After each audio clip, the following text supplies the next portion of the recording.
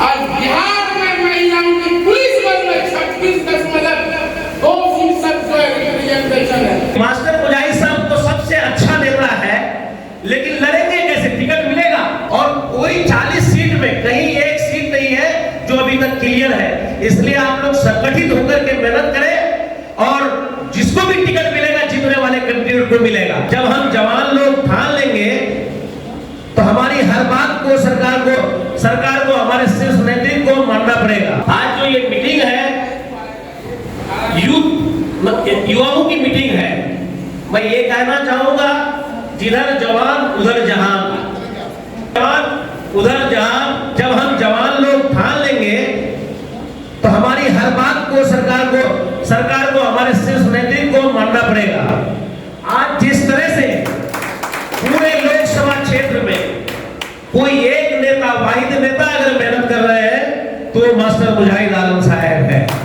इसका नतीजा ये हुआ है कि चौक चौराहे पे हर जगह ये बात आती है कि मास्टर मुजाहिद साहब तो सबसे अच्छा नेता है, लेकिन लड़ेंगे कैसे? टिकट मिलेगा। तो एक बात तो लोगों ने मान लिया कि सबसे अच्छा नेता है। इस बात से तो हम एक जगह तो हम जीत गए कि हमारा नेता बहुत अच्छा है। अब दूसरी जगह टिकट मिलेगा। अभी पिछले महीना 7 अक्टूबर हम लोग पटना मुख्यमंत्री जी के आवास में मीटिंग में थे, जहां पर हमारे पूर्व मंत्री नौशाद साहब भी थे, मास्टर मुजाहिद साहब भी थे और सिकंदर हयात सैली सर भी थे, अभी मौजूद नहीं है, और मैं भी था। तो मैं डायरेक्ट मुख्यमंत्री से जब मिलने की कोशिश किया तो मुजाहिद सर भी मना किए, छोड़िए ना भाई, लेकिन हम कहे कि नहीं, मिलना पड़ेगा, बात करनी पड़ेगी। मैंने कहा कि सर, अगर आप किशनगंज के वर्तमान सांसद को फिर टिकट देते हैं तो वहां से हार तय है, और ऐसा भी हो सकता है कि लोग गुस्से में कहीं ये आईएम को वोट न दे दे। तो मुख्यमंत्री बगल में ललन सिंह जी खड़े थे, राष्ट्रीय अध्यक्ष, हमारे पार्टी के राष्ट्रीय अध्यक्ष है। तो मुख्यमंत्री बोले, राष्ट्रीय अध्यक्ष जी सुन लीजिए क्या कह रहे हैं। बाद में मुख्यमंत्री जी ने कहे कि जितना सर्वे हुआ है आपका सांसद का रिपोर्ट कार्ड में सब जगह बहुत खराब है, कहीं से आपका सांसद जी खड़े नहीं उतर रहे हैं, और कोई 40 सीट में कहीं एक सीट नहीं है जो अभी तक क्लियर है। इसलिए आप लोग संगठित होकर के मेहनत करें और जिसको भी टिकट मिलेगा जीतने वाले कैंडिडेट को मिलेगा। और महागठबंधन से आज आप देख लीजिए, दो ही उम्मीदवार है। एक जावेद साहब, जिसको आजकल तो कुछ लोग, नौजवान लोग निकम्मा सांसद भी बोलते हैं। मैं अक्सर इस तरह की बात नहीं करता हूँ, लेकिन लोग करते हैं निकम्मा। जब जहाँ जाइए बोले निकम्मा से तो बढ़िया कोई भी सेवा अच्छा से मिले। तो अब आप एक बात जान लीजिए कि मुजाहिद साहब हमारे बहुत मजबूती से इलाके में घूम रहे हैं, दौरा कर रहे हैं, और मुझे पूरा यकीन है, मुझे पूरा भी मिलेगा और हम लोग रिकॉर्ड वोटों से जीतेंगे भी। और इसलिए सभी युवाओं साथियों की बहुत बड़ी जिम्मेदारी है। आपके अंदर अभी नया जोश है, आप ऊर्जा से, ताकत से भरे हुए हैं, तो इसका इस्तेमाल आप पार्टी को और एक्सटेंड करने में, फैलाने में, जनता के बीच में जो हमारे कार्यक्रम हैं, जिन कामों को लेकर आज पूरे देश और दुनिया में चर्चा हो रही है, आप ले जाने का काम करें।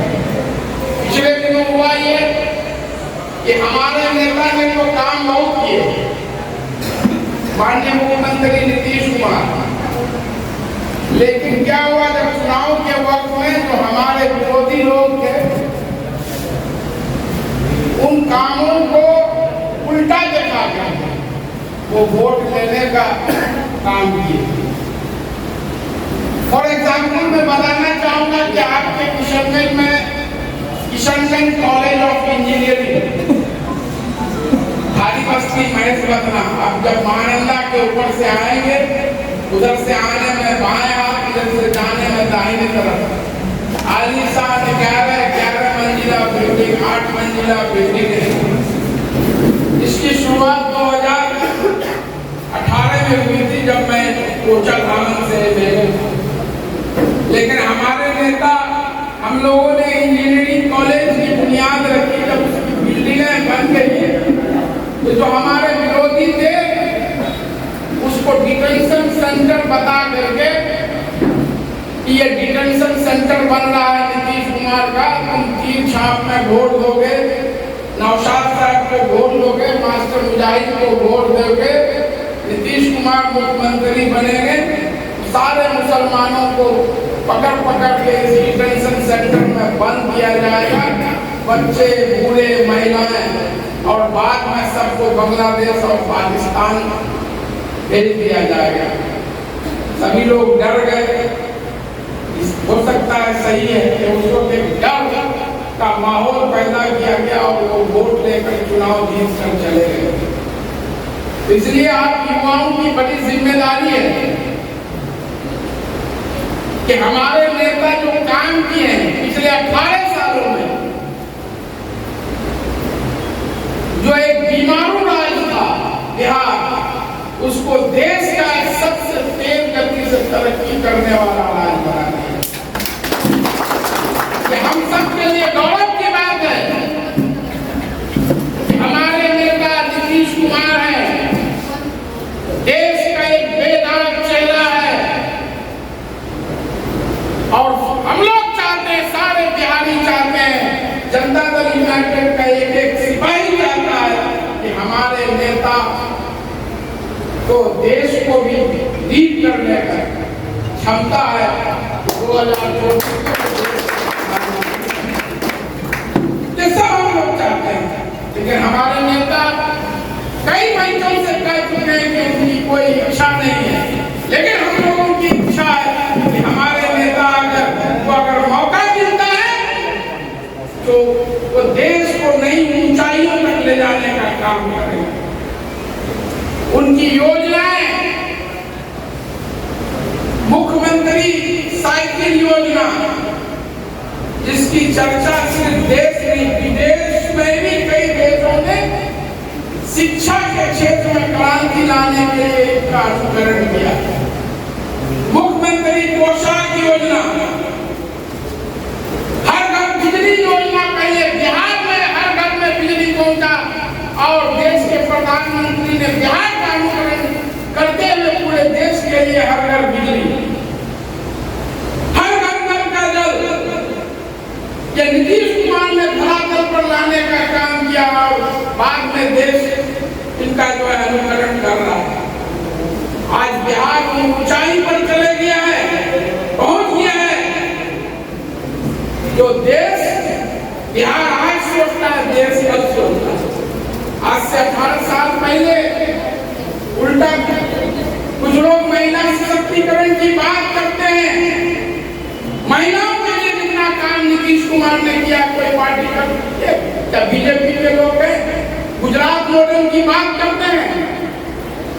आज बिहार में महिलाओं की पुलिस बल में 36.2% जो रिप्रेजेंटेशन है पुलिस में, ये देश में सबसे अधिक है। गुजरात भी बहुत पीछे, गुजरात का मॉडल दिखाकर ये लोग सत्ता पर काबिल होने का काम किए। गुजरात मॉडल की बुनियाद नफरत पर है, समाज को बांटने पर है, और नीतीश कुमार न्याय के साथ विकास, इंसाफ के साथ तरक्की, बिना किसी के धर्म मजहब के भेदभाव किए सबको लिए समान रूप से काम करने का काम करें। आज जातीय आधारित गणना को लेकर आपने देखा, सारे दल, भारतीय जनता पार्टी, जनता दल यूनाइटेड, कांग्रेस, राष्ट्रीय जनता दल, सीपीआई, सीपीएम, सारे दल मिलकर शिष्टमंडल माननीय मुख्यमंत्री के नेतृत्व में प्रधानमंत्री नरेंद्र मोदी जी से मिला, आग्रह किया, लेकिन इनकी मांग को ठुकरा दिया गया। और जब मांग ठुकरा दिया गया तो नीतीश कुमार ने अपने संसाधनों से जातीय आधारित गणना कराने का फैसला लिया। भारतीय जनता पार्टी और उससे जुड़े संगठन के लोग यही नहीं रुके, वो पहले उच्च न्यायालय में, पटना उच्च न्यायालय, फिर माननीय सर्वोच्च न्यायालय में पीछे से कोशिश की कि इसको रोका जाए, और वहां भी कामयाबी नहीं मिली। लोग सवाल उठा रहे थे कि वो समाज को बांटने का काम कर रहे हैं। नीतीश कुमार समाज को बांटने का काम नहीं कर रहे, उठाने का काम कर रहे हैं। आज जातीय आधारित गणना हुआ, पता चला कि बिहार में 94 लाख 94 लाख परिवार ऐसे हैं जिनकी आमदनी 6,000 रुपए से कम है। ये जातीय आधारित गणना से ये पता चला। 94 लाख परिवार हैं जिनकी आमदनी 6,000 से कम, 200 रुपया पर डे से कम वो कमा रहे हैं। अभी क्या हुआ, उनके लिए नीतीश कुमार ने 94 लाख परिवारों को रोजगार से जोड़ने के लिए प्रत्येक परिवार 2 लाख रुपए, ये छोटी मोटी रकम नहीं है, 5 साल में 2-2 लाख रुपया हर परिवार को देना है। ये काम को पूरा करना फेज 1 का काम, अभी उसके लिए बजट एलोकेशन हो रहा है। ये 2 लाख करके उस गरीब परिवार को दिया जाएगा ताकि उससे वो रोजगार के अवसर तलाश कर अपनी आमदनी बढ़ाए, अपना जो है जीवन यापन का साधन बढ़ाए, अपना रोजगार नौकरी का वादा और 10 लाख लोगों को रोजगार देने का काम करना। अभी नीतीश कुमार ने मुख्यमंत्री अल्पसंख्यक उद्यमी योजना की शुरुआत की, जिसके तहत अल्पसंख्यक परिवार को 5 लाख रुपए सब्सिडी बिहार सरकार 5 लाख बिना ब्याज के कर्जा देने का काम कर रही है। और उसमें किशनगंज जिले से 81 लोगों का चयन हुआ है लॉटरी के माध्यम से। पूरे बिहार में 1240 लोगों का हमारे नेता हर क्षेत्र में काम कर रहे हैं, बिहार को आगे ले जाने का काम कर रहे हैं। अभी जो ये नया कार्यालय है, पहले आप लोग जानते पिछले 15-20 सालों से किराए के घर में कार्यालय चल रहा था।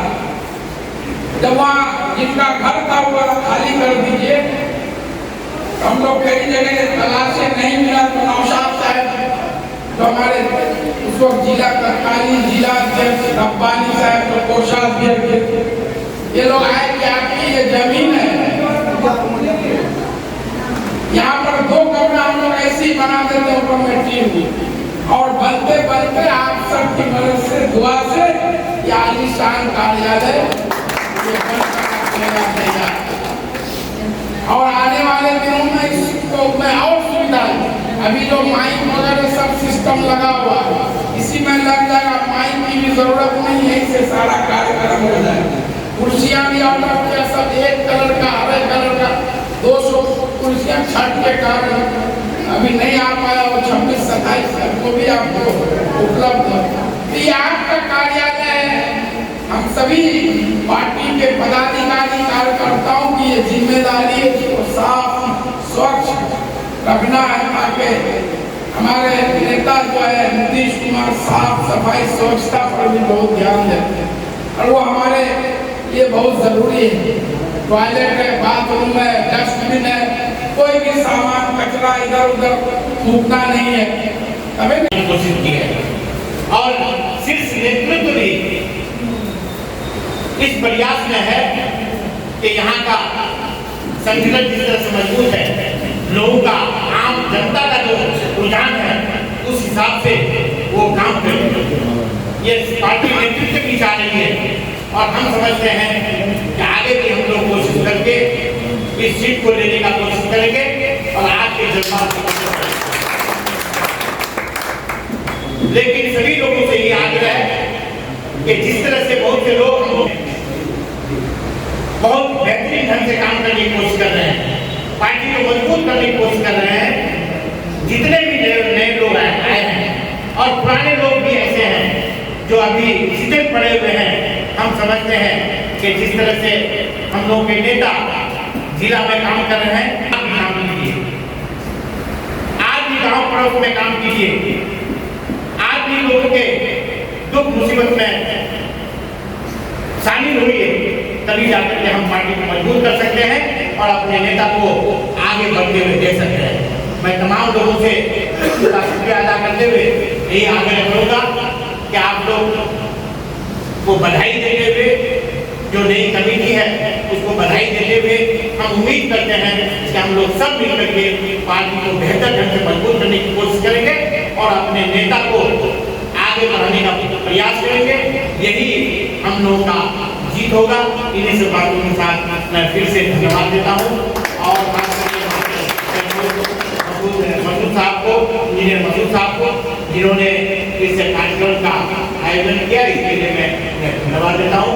और कार्यालय प्रभारी रियाज साहब को इतनी गहराई से मुबारकबाद देते हैं कि हम उम्मीद करते हैं कि पिछले सालों की तरह आगे भी इस कार्यालय को बेहतर ढंग से चलाएंगे। धन्यवाद। बहुत बहुत शुक्रिया सर, आपके मार्गदर्शन पे हम लोग खड़े उतरने के काम करेंगे। और मैं अपने युवा साथी को बोलना चाहूँगा कि बहुत ही जल्दी पद यात्रा पिघलना इल्म खातिर मिसाल सीमा दिवा है, पिघलना इल्म खातिर मिसाल सीमा दिवा है, लेकिन इल्म से भी बच्चा दर्द खुदा का। इस मंच पे उपस्थित सभी साथी और हमारे मंत्री और मास्टर मुजाहिद साहब और यहाँ पे जितने भी सदस्यगण हैं, हमसे सीनियर हैं, हमसे बुजुर्ग हैं, मैं सबको बड़ी अदब से नमन से आदाब और सलाम पेश करते हैं। मैं बहुत दिनों से राजनीति में नहीं हूँ, लेकिन एक संदेश हमारा यही है सभी युवा साथियों से, इस देश के जितने भी युवा साथी है, हमेशा एक ही आवाज में देता रहा हूँ और दूंगा हमेशा कि आप लोग राजनीति में आइए। ये मतलब सब ये मान कि नहीं आना है, आइए। आने के बाद आप लोगों को वो काम करके दिखाना है कि समाज में हम जो आज भटके हुए हैं, पिछड़े हुए हैं, एक दूसरे के साथ बातें सुने, वो चीज को हम समझे और समझने के बाद हम सब एकजुट होकर के समाज के विकास के लिए काम करें, समाज में संदेश देंगे भाईचारा और विचारधारा में अंतर है। विचारधारा एक लड़ाई है और भाईचारा एक व्यक्तिगत लड़ाई है। हम व्यक्तिगत लड़ाई से परे हैं, व्यक्तिगत रूप से हम एक दूसरे को आलोचना, आपत्तिजनक भाषण, बात विचार इसमें उलझे हुए हमें वो चीज से परे होकर उस चीज से हटकर हमें राजनीति में आना चाहिए, हमें समाज के लिए काम करना चाहिए। समाज में बहुत चीजों के लिए कमी है, शिक्षा। आज हम समाज में सबसे अस्तर शिक्षा की बात है, शिक्षा हमारा समाज में कम क्यों कम? हम लोग क्या किए हैं, हमेशा देखते हुए जितने भी राजनीतिक दल के नेता आते हैं, हम क्या करते फेल देते हैं, वोट देते हैं, उसको क्या पार्टी दे दिए, वोट देते हैं। क्या किए, कोई अच्छा नेता आया, कोई विरोध किया, भाई वोट दो, वोट देते। हमने कहीं शिक्षा के नाम पे वोट नहीं दिया, हमने कहीं विकास के नाम पे वोट नहीं दिया, हमने कभी अपने रोजगार के लिए वोट नहीं दिया। हम सिर्फ देखे पार्टी नेता वोट देके आगे चले गए। मैं सभी युवा साथी और जितने भी मैं बहुत होगा नाम दिया हूँ, बस एक संदेश देना चाहूँगा यहाँ से। आज मैं दिल्ली से शुरुआत किया हूँ और हमारे मास्टर साहब के जो दिशा निर्देश हमने देखी, उनकी बातों को वो जो मुझे हालांकि मैं कांग्रेस में बहुत लंबे स्तर तक काम नहीं किया हूँ, लेकिन जहाँ तक हमको मिला मुझे इतना भूलने का और उस काम को करते हुए यहाँ आया हुआ और मास्टर साहब के और शाहिद साहब का बहुत ही रोल है। उन्होंने मुझे